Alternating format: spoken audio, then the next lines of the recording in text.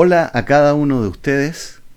Otra vez estamos tocando algunos temas contingentes de nuestra actualidad. En el día de hoy hablaremos acerca de una crítica bíblica a la justicia definida en nuestra sociedad, en el mundo secular.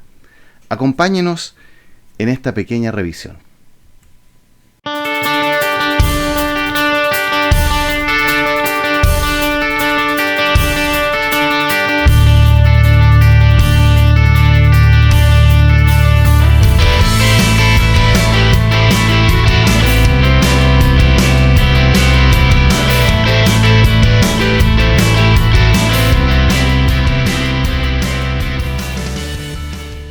El día de hoy revisaremos algunos de los puntos principales acerca de lo que consiste la justicia según la Biblia. Es importante señalar que este estudio no es algo propio desarrollado por mi parte, sino que está basado en un artículo del pastor Tim Keller, publicado el 2020 en inglés. Es un documento bastante bueno y que creo que es un instrumento que nos puede ayudar a entender la palabra de Dios respecto a lo que sucede en nuestra sociedad. Esto no significa que uno esté de acuerdo completamente con la doctrina del pastor Tim Keller, pero sí nos ayuda como instrumento de análisis de lo que ocurre en las ideas en nuestra sociedad. Él señala que este tema es importante en el contexto norteamericano debido a dos grandes factores que tienen que ver con la iglesia. En primer lugar, porque la definición que existe dentro de la iglesia de lo que es la justicia está bastante limitada. Él señala, por ejemplo, en su libro Justicia, habla y nos dice que la mayoría de los cristianos ven la justicia como cada uno de los individuos comportándose de acuerdo a las normas de Dios. Sin embargo, se descuida otro aspecto que es cómo ese individuo, ese creyente, ese cristiano, se relaciona con la sociedad. Este tema de justicia bíblica en la sociedad es bastante polémico y eso hay que decirlo, porque hay algunos autores cristianos que ven esto con preocupación de tergiversar el evangelio y priorizar el bien de otros en lo económico, el ayudar, el brindar ayudas sociales, dejando de lado la prioridad de evangelizar y predicar a Cristo como el fundamento de la vida cristiana. Y si bien esto es un peligro claro, no por eso vamos a dejar de entender todo el consejo de Dios de lo que nos señala acerca de cómo tiene que el cristiano colocarse frente a lo que sucede en nuestro mundo. Él señala que esta visión limitada de la justicia bíblica ha llevado a cristianos de una generación más reciente, cristianos más jóvenes, a cuestionar esto que sucede en la iglesia y proponer correcciones que él denomina erróneas respecto a estos problemas que está viviendo la iglesia cristiana. Bien, una vez ya dicho esto, entonces vamos a tratar de ver algunos elementos de la definición de justicia bíblica en nuestro mundo. ¿Y por qué esto es importante?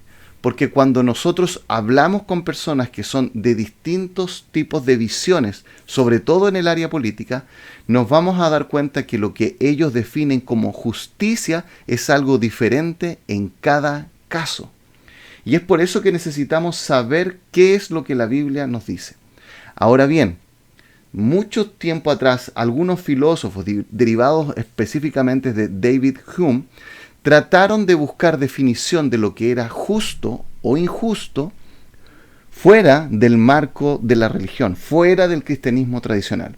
Ellos pensaron que solamente a través de la razón podían llegar y definir lo que era justo o injusto. Sin embargo, se encontraron que esto no era posible.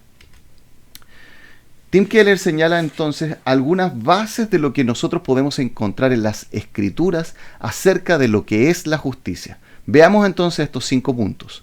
En primer lugar, la comunidad. En la Biblia nos muestra que otros tienen derecho a mi riqueza, por lo que debo dar voluntariamente. Fíjense, pareciera ser contradictoria esta frase. Dice que otros tienen derecho a mi riqueza y uno podría decir, por lo tanto, el Estado tiene que quitarme y dárselo a los demás. Sin embargo, lo que acá dice es que yo debo dar voluntariamente. Nunca un Estado tiene el derecho a quitarme eso, sino que es un dar voluntariamente. Y hay algunos pasajes del Antiguo Testamento que nos muestran acerca de esto. Por ejemplo, en el libro de Deuteronomio 24 dice así: no le niegues sus derechos al extranjero ni al huérfano, ni tomes en prenda el manto de la viuda.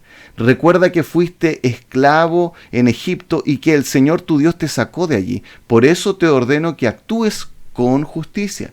Cuando recojas la cosecha de tu campo y olvides una gavilla, no vuelvas por ella. Déjala para el extranjero, el huérfano y la viuda. Así el Señor tu Dios bendecirá todo el trabajo de tus manos. Cuando sacudas tus olivos, no rebusques en las ramas. Las aceitunas que queden, déjalas para el extranjero, el huérfano y la viuda. Cuando coseches las uvas de tu viña, no repases las ramas. Los racimos que queden, déjalos para el inmigrante, el huérfano y la viuda. Recuerda que fuiste esclavo en Egipto, por eso te ordeno que actúes con justicia.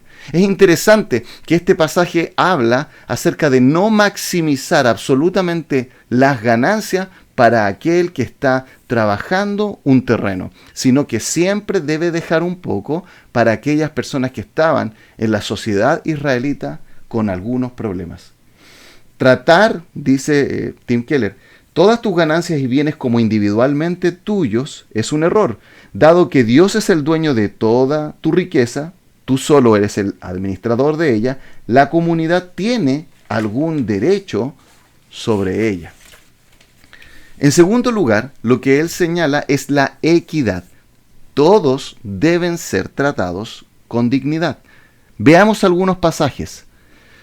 En Levítico 24:22 dice: una sola ley regirá tanto para el nativo como para el extranjero. Yo soy el Señor, su Dios.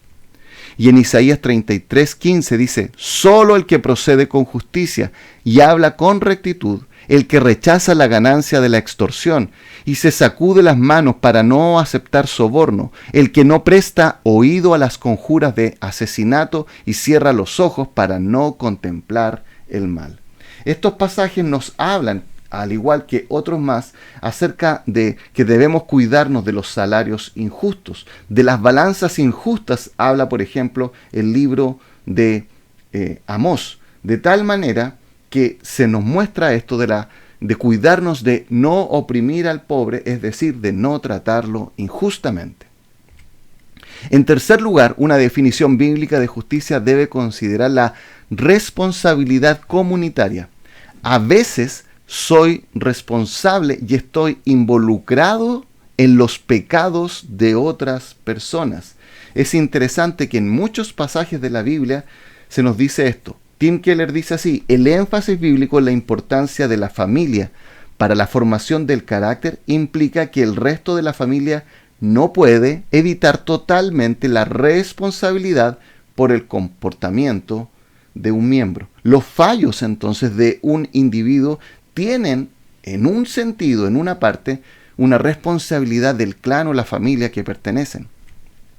Fíjense en este pasaje cómo Daniel se identifica con lo que hizo su propia nación. Entonces me puse a orar y a dirigir mis súplicas a mi Dios. Además de orar, ayuné y me vestí de luto y me senté sobre cenizas. Esta fue la oración y confesión que le hice. Señor, Dios grande y terrible, que cumples tu pacto de fidelidad con los que te aman y obedecen tus mandamientos. Hemos pecado y hecho lo malo. Hemos sido malvados y rebeldes. Nos hemos apartado de tus mandamientos y de tus leyes. No hemos prestado atención a tus siervos los profetas, que en tu nombre hablaron a nuestros reyes y príncipes, a nuestros antepasados y a todos los habitantes de la tierra. En cuarto lugar, Tim Keller nos habla acerca de la responsabilidad individualmente. Si bien hay una responsabilidad colectiva, finalmente soy responsable de todos mis pecados, pero no de todos mis resultados. Él señala este pasaje de Ezequiel 18, donde dice así: el Señor me dirigió la palabra. ¿A qué viene tanta repetición de este proverbio tan conocido en Israel? Los padres comieron uvas agrias y los hijos se les destemplaron los dientes. Yo, el Señor omnipotente, juro por mí mismo que jamás se volverá a repetir este proverbio en Israel. La persona que peque morirá. Sepan que todas las vidas me pertenecen, tanto la del Padre como la del Hijo.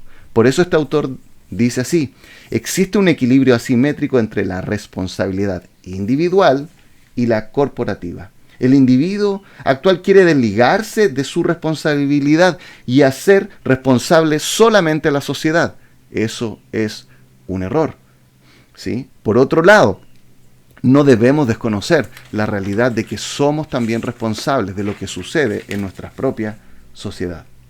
Podemos poner demasiado énfasis en la responsabilidad corporativa y eso conduce al fatalismo y a la irresponsabilidad. Finalmente, este autor señala defensa de la causa. Debemos tener una preocupación especial por los pobres y marginados. Él dice así: aunque no debemos mostrar parcialidad con nadie de acuerdo a los pasajes de Levítico, debemos tener una preocupación especial por los desvalidos, ayudar a los que más necesitan. Como el campo de juego en la vida no está nivelado, si no abogamos por los pobres, no habrá igualdad. Y él cita un par de pasajes, por ejemplo, Isaías 1:17.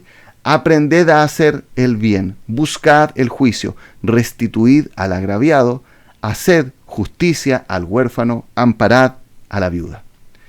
Y finalmente en el Salmo 41:1, bienaventurado el que piensa en el pobre, en el día malo lo librará Jehová. ¿Qué podemos concluir acerca de todo esto? Creo que hay dos cosas importantes que debemos reflexionar. En primero, ¿existe algún sector político que considere todos los elementos bíblicos de manera balanceada, tal como lo hemos mostrado el día de hoy? Creo que es una pregunta interesante que debemos reflexionar. En segundo lugar, ¿cuál debe ser nuestra expectativa acerca de la justicia en la sociedad?